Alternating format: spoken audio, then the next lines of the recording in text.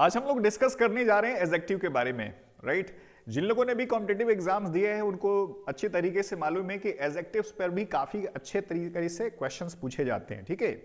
So hello everyone, my name is Anil Kumar, I am a faculty of English and career mentor, and in this session today we are going to discuss frequently asked questions on adjectives in various competitive examinations like NDA, CDS, AFCAT, XY group of Air Force and other examinations of SSC and banking, right? So आज हम लोग discuss करेंगे। सो चलिए start करते हैं session को। ठीक है, देखिए मैंने पहले भी 2 वीडियोस बना रखी हैं, अगर जिन स्टूडेंट्स ने नाउन और प्रोनाउन की नहीं देखी है तो जाकर के देख सकते हैं, ठीक है। जिसमें मैंने जो फ्रीक्वेंटली आस्क्ड क्वेश्चंस हैं तमाम टॉपिक्स पे, चाहे वो नाउन हो या प्रोनाउन हो, उन पे ऑलरेडी बना रखा है, ठीक है। और आज हम लोग डिस्कस करेंगे एडजेक्टिव के बारे में, ठीक है, जो एडजेक्टिव पे फ्रीक्वेंटली आस्क्ड क्वेश्चंस हैं। सो देखिए पहला जो क्वेश्चन है हम लोग डिस्कस कर रहे हैं, और मैं एक चीज और डियर स्टूडेंट्स बता दूं कि ये जो क्वेश्चंस हैं वो कई तरीके से पूछे गए हैं और पूछे जाते हैं। या तो वो फाइंडिंग एरर्स में भी पूछे जा सकते हैं, फिल इन द ब्लैंक्स में भी पूछे जा सकते हैं, सेंटेंस इंप्रूवमेंट में भी पूछे जा सकते हैं, या क्लोज टेस्ट में भी पूछे जा सकते हैं। और ये कैसे, इस तरह का फाइंडिंग एरर क्या होता है, क्लोज टेस्ट क्या होता है, सेंटेंस इंप्रूवमेंट क्या होता है, अगर ये चीज अगर आपको मालूम नहीं है तो मैंने एक वीडियो बना रखी है डिटेल तरीके से, जिसमें कॉमन सिलेबस ऑफ इंग्लिश, उसमें डिटेल तरीके से मैंने एक्सप्लेन कर रखा है, तो वो आप वीडियो जाकर के देख सकते हैं, वो मेरे प्लेलिस्ट में है, इंग्लिश ग्रामर एंड वोकेबलरी में, ठीक है। सो चलिए स्टार्ट करते हैं। अब देखिए पहला जो सेंटेंस है ये कह रहा है कि we are going to launch this 3 crore project, ठीक है। अब इस सेंटेंस को जो है ध्यान से देखिए। अब इसको अगर ध्यान से देखेंगे तो आपको क्लियरली मालूम चलेगा कि भाई इसमें क्या दिक्कत है। अभी कह रहा है कि we are going to launch, हम लोग जा रहे हैं लॉन्च करने के लिए, स्टार्ट करने के लिए दिस 3 करोड़ प्रोजेक्ट। देखिए एक कॉन्सेप्ट होता है एडजेक्टिव में जिसको बोलते हैं हम कंपाउंड एडजेक्टिव। कंपाउंड क्या होता है? कंपाउंड का मतलब होता है टू कंबाइन टुगेदर, यानी एक जगह इकट्ठा करना। तो अगर किसी नाउन को एडजेक्टिव के साथ कंबाइन कर देते हैं, इकट्ठा करके, और एक जब हम सिंगुलर की बात करते हैं तो वहां पे कंपाउंड एडजेक्टिव हो जाता है। वो सिंगुलर सेंस में भी हो सकता है, प्लूरल सेंस में भी हो सकता है। अब जैसे क्या है, to going to launch this 3 crore project. अब ये दिस क्या है? ये सिंगुलर है, ठीक है, और ये किसकी बात कर रहा है? प्रोजेक्ट की बात कर रहा है। ये कौन सी प्रोजेक्ट है? This project. दिस आपको मालूम है कि सिंगुलर के लिए यूज होता है, ठीक है, और इसीलिए यहां पे प्रोजेक्ट लिखा हुआ है। तो अब देखिए क्या है, यहां पे जो 3 है ये क्या है? ये एडजेक्टिव है। ये टेक्निकली हम इसको, ये बेसिकली क्या है कि 1 2 3 4 5, इसको हम लोग टेक्निकली बोलते हैं कार्डिनल एडजेक्टिव्स, ठीक है। ये कार्डिनल, ठीक है, 1 2 3 4 5 ये सब इट गोज ऑन, तो ये कार्डिनल होता है। अब ये करोड़ जो है ना, ये बेसिकली क्या है? नाउन है। तो जब जो है नाउन किसी एडजेक्टिव का अगर पार्ट है, ध्यान से सुनिएगा कि अगर कोई नाउन, ये क्या है? आपका एडजेक्टिव है, ठीक है, और ये क्या है? ये नाउन है। नाउन तो खैर ये भी है और एडजेक्टिव तो ये भी है, ठीक है। इसको दिस, दैट, दिस, दोस को डेमोन्स्ट्रेटिव एडजेक्टिव बोलते हैं, ठीक है। अब देखिए जब कोई नाउन किसी एडजेक्टिव का पार्ट होता है, यानी हिस्सा होता है, तो उसको हम सिंगुलर में रखते हैं। किसको? नाउन को सिंगुलर में रखते हैं। लेकिन अगर पार्ट नहीं हो सकता है, अगर नहीं है तो सिंगुलर भी हो सकता है, प्लूरल भी हो सकता है, ठीक है। तो इस चीज को यहां पे क्या है कि ये जो है ना, जो करोड़ है, ये किसका पार्ट है? इसका 3 का पार्ट है। तो ये क्या बन जाएगा? जब एक इकट्ठा हो जाएगा तो क्या होगा? जो नाउन होगा वो सिंगुलर में होगा, और सिंगुलर में होगा तो नेचुरली इसमें गलती किसमें है? वो है एस में गलती है।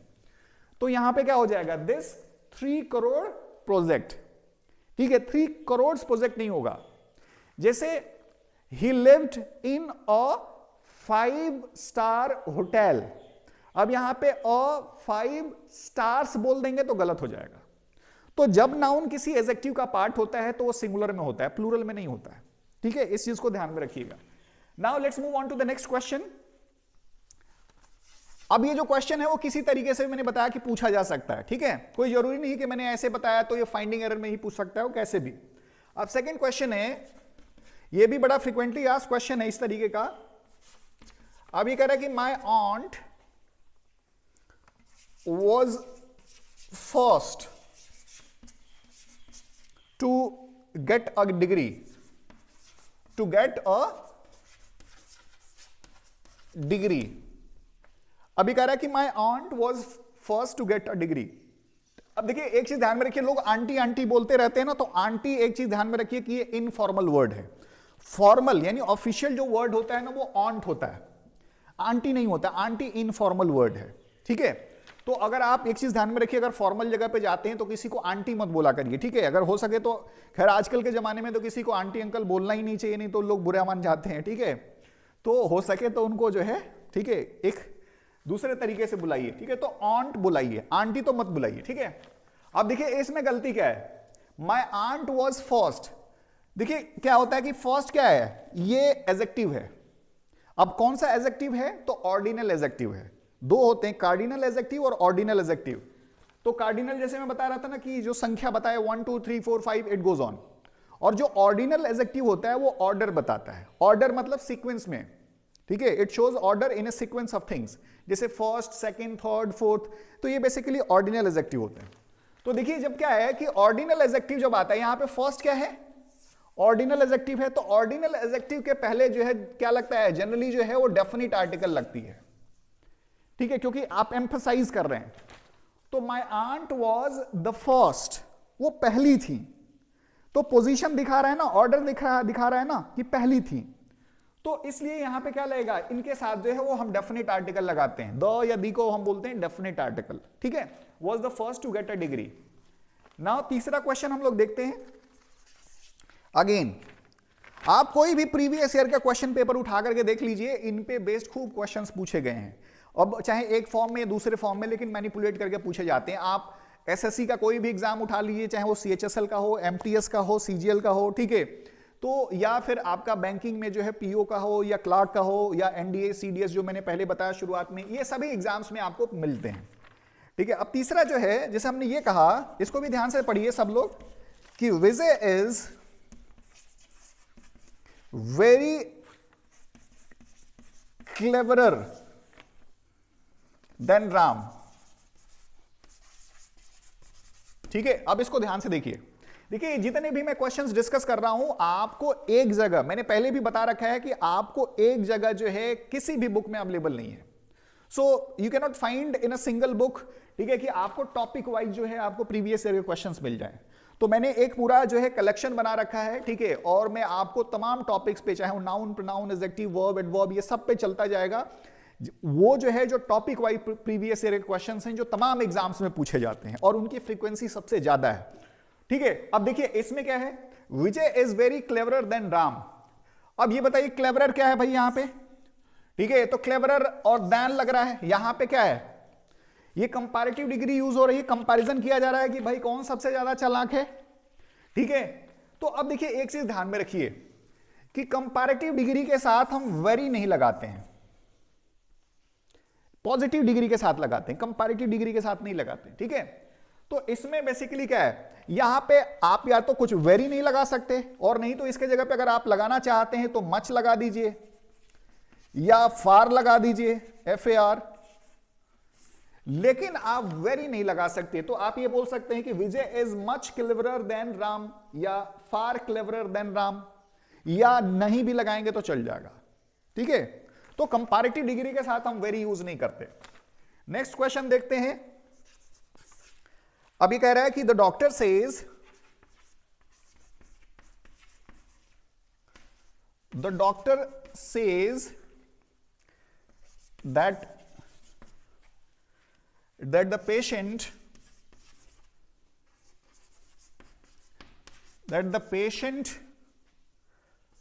will recover,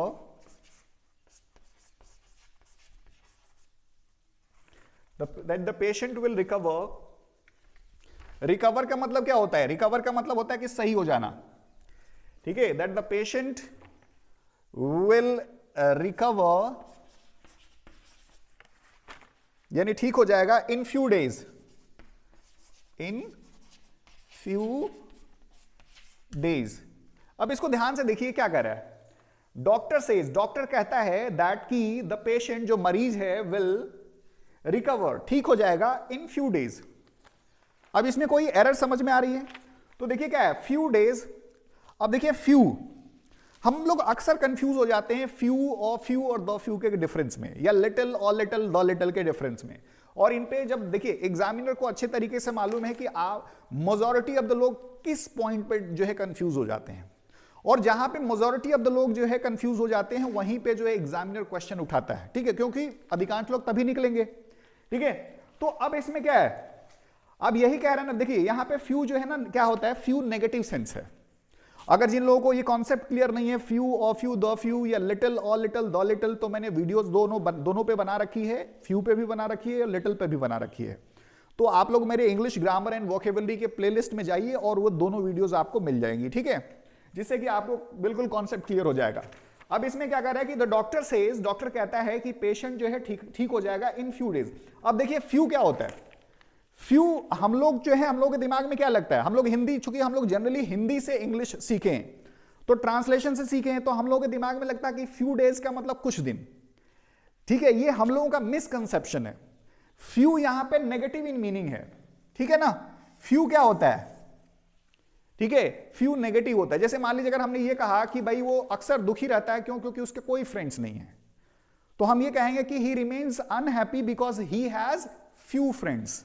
he has few friends का मतलब ऐसा नहीं कि उसके कुछ फ्रेंड्स हैं, नहीं, इसका मतलब है क्योंकि उसके पास कोई फ्रेंड्स नहीं है। तो यहां पे बेसिकली क्या है, यहां पे क्या होगा भाई, डॉक्टर का तो यही सेंस है कि कुछ दिनों में ठीक हो जाएगा सेंटेंस के कॉन्टेक्स्ट के हिसाब से, लेकिन यहां पे वर्ड इन्होंने नेगेटिव वर्ड यूज कर दिया है। तो क्या करना चाहिए, यहां पे देखिए फ्यू क्या होता है, नेगेटिव होता है, और ऑफ फ्यू क्या होता है, वो पॉजिटिव होता है, ठीक है। तो कुछ दिनों में तो यहां पे ऑफ फ्यू लगाना पड़ेगा। अब कुछ लोग सोच सकते हैं कि भाई द फ्यू क्यों नहीं होगा, तो ये आपको दोनों जब वीडियोस आप देखेंगे, चाहे लिटिल या फ्यू वाला, तो आपको क्लियर हो जाएगा।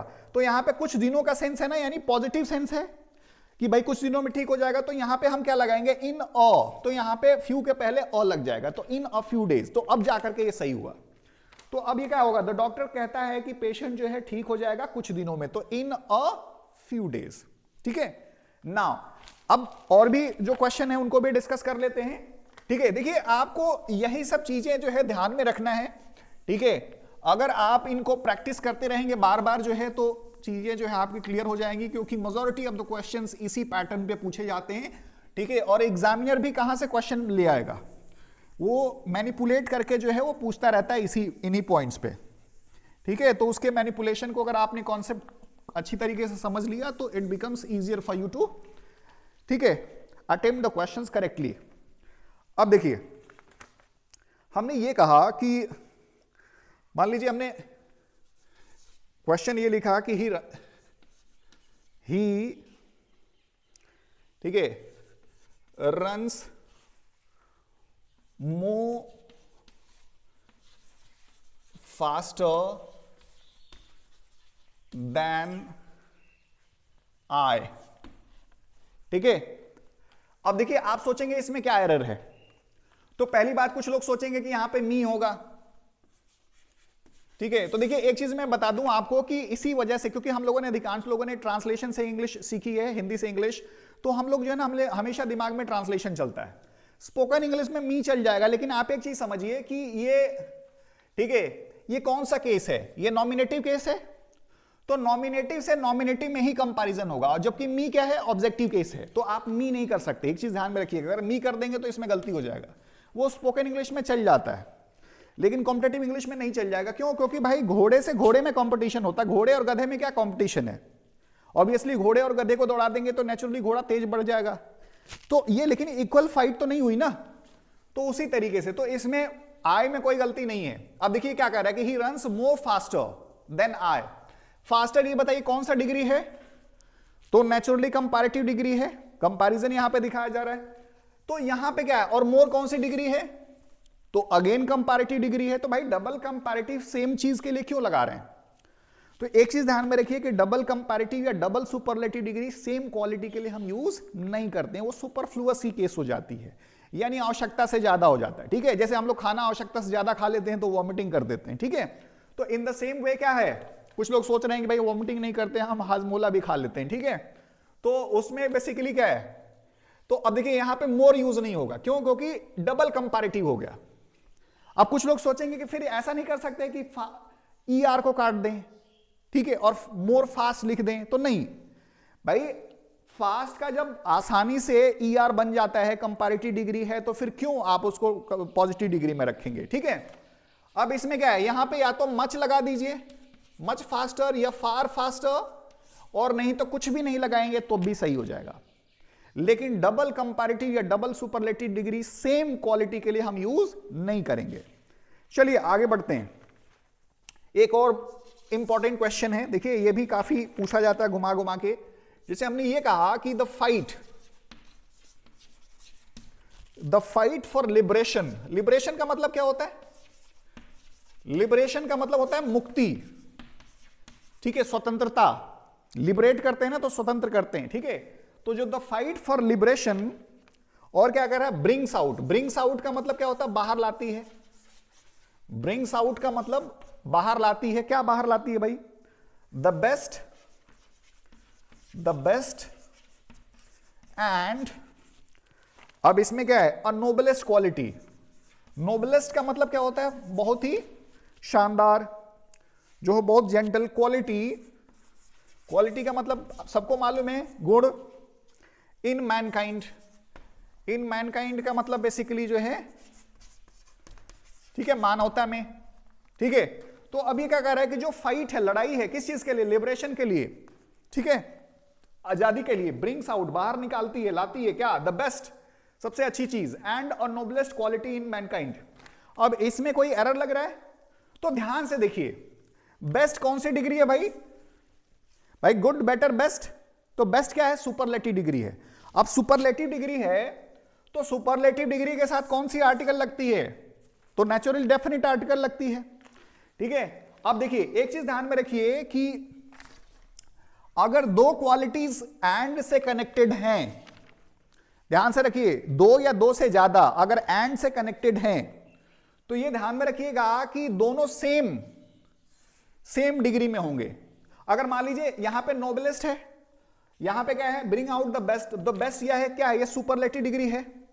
और नोबलेस्ट क्या है? ये भी सुपरलेटिव डिग्री है। देखिए क्वेश्चन एक ना कई तरीके से मैनिपुलेट किया जाता है एग्जामिनर के द्वारा, तो इसको आपको ध्यान से समझना है। एंड से कनेक्टेड है, मान लीजिए अगर दो हो या दो से ज्यादा हो, मान लीजिए 3 हो, तो सेम डिग्री में होने चाहिए, ठीक है।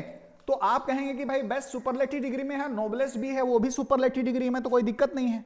लेकिन अगर मान लीजिए अगर नोबलर रहता है यहां पे, तो ये गलत हो जाता। लेकिन यहां कौन सी डिग्री में है? सुपरलेटिव डिग्री में है। उसके पहले वाले में क्या है? ये भी सुपरलेटिव डिग्री में है, ठीक है। लेकिन गलती फिर क्या है? तो देखिए सुपरलेटिव डिग्री से पहले जब आप अलग अलग क्वालिटीज को डिस्कस करते हैं तो उसके लिए अलग आर्टिकल लगती है, ये चीज ध्यान में रखिएगा। तो यहां पे भाई बेस्ट अलग क्वालिटी है और जो नोबलेस्ट है वो अलग क्वालिटी है। तो सुपरलेटिव डिग्री के साथ जो है ना हम क्या लगाते हैं? डेफिनेट आर्टिकल लगाते हैं। जैसे यहां पे देखिए बेस्ट जो है, यहां पे डेफिनेट आर्टिकल लगा है, यहां पे क्या है? इनडेफिनेट आर्टिकल लगा है। ओ एंड नहीं लगा सकते आप, यहां पे सुपरलेटिव डिग्री ही लगेगी। सुपरलेटिव डिग्री के साथ सॉरी जो है आपका जो है डेफिनेट आर्टिकल ही लगेगी, ठीक है। अब आगे बढ़ते हैं, यह भी बड़ा इंपॉर्टेंट क्वेश्चन है। आप देखिए, जो ही आप लोग देखेंगे समझ जाएंगे। जैसे ये क्या कर रहा है कि ही स्टेटेड का मतलब क्या होता है? बताया। स्टेट का मतलब to tell. He stated that, उसने बताया।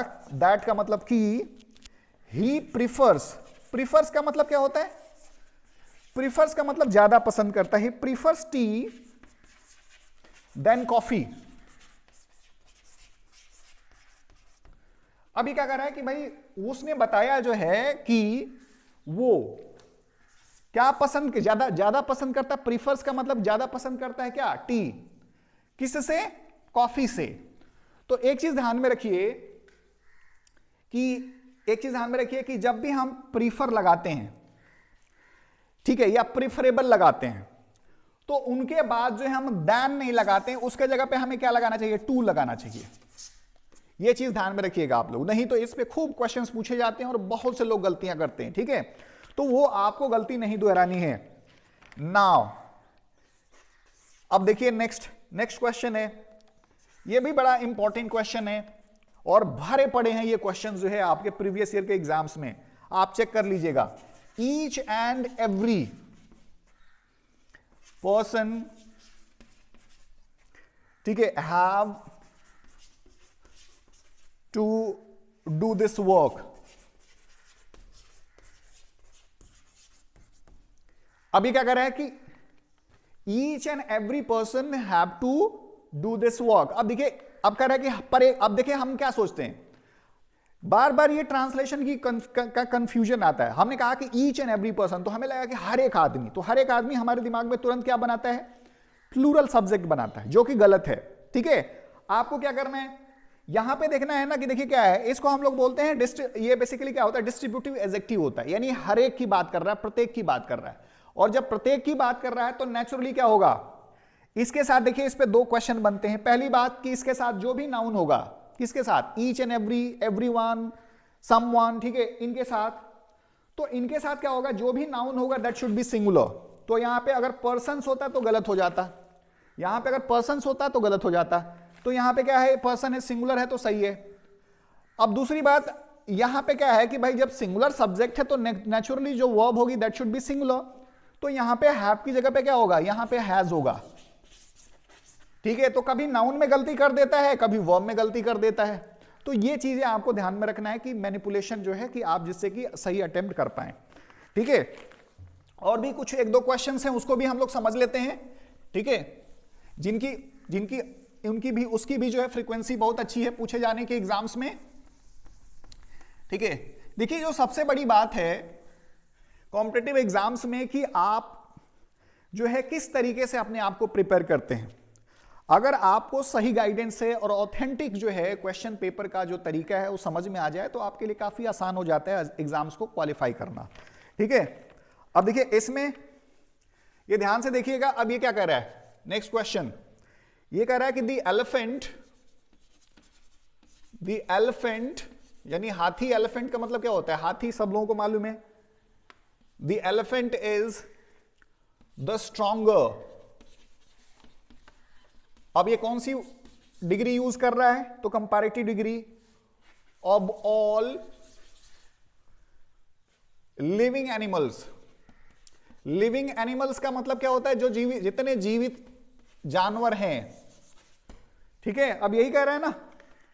अब देखिए, अब ये कह रहा है कि भाई इसमें क्या है, द एलिफेंट क्या है, इज द स्ट्रॉन्गर, ज्यादा शक्तिशाली है, ज्यादा मजबूत है, ऑफ ऑल लिविंग एनिमल्स, जितने भी लिविंग एनिमल्स हैं।